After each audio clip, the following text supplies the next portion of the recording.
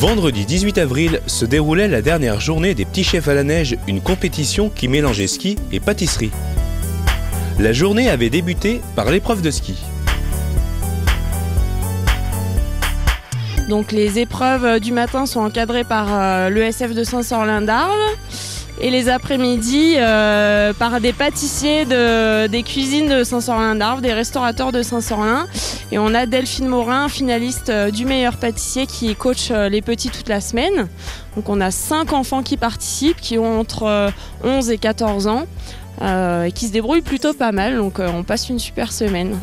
L'épreuve de ski terminée et après une petite bataille de boules de neige, l'épreuve de pâtisserie avait pu enfin commencer.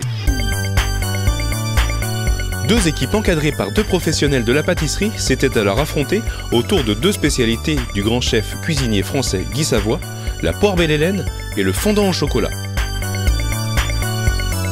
Venu spécialement pour l'événement, Christian Boudard, le chef pâtissier de Guy Savoy, n'avait pas hésité à donner quelques-uns de ses secrets et astuces.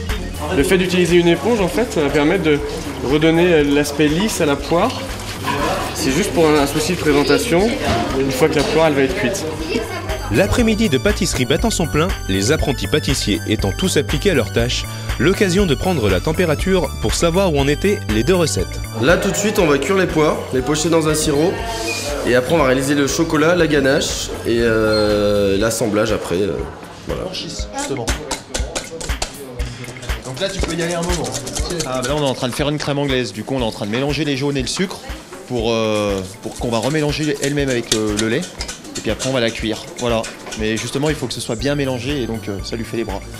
Delphine Morin, finaliste de l'émission Le meilleur pâtissier en 2012, était durant toute la semaine la coach des Petits Chefs à la Neige. Je les ai aidés, j'ai pâtissé avec eux, j'ai essayé de leur donner tous les conseils que je pouvais. Quels conseils j'ai pu leur donner?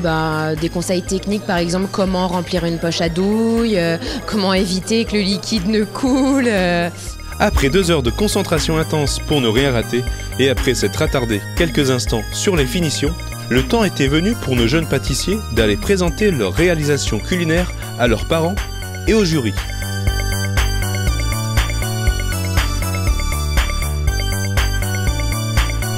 On peut les féliciter parce que autant en présentation qu'en goût, on a vraiment quelque chose d'extraordinaire pour des jeunes de cet âge.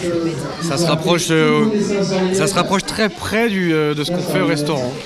Les deux recettes sont très bien réalisées et sont délicieuses. Elles sont différentes mais elles sont tout aussi bonnes l'une que l'autre. Après la délibération du jury, c'est Alizée qui remportait la compétition, une jeune chef pâtissière en devenir.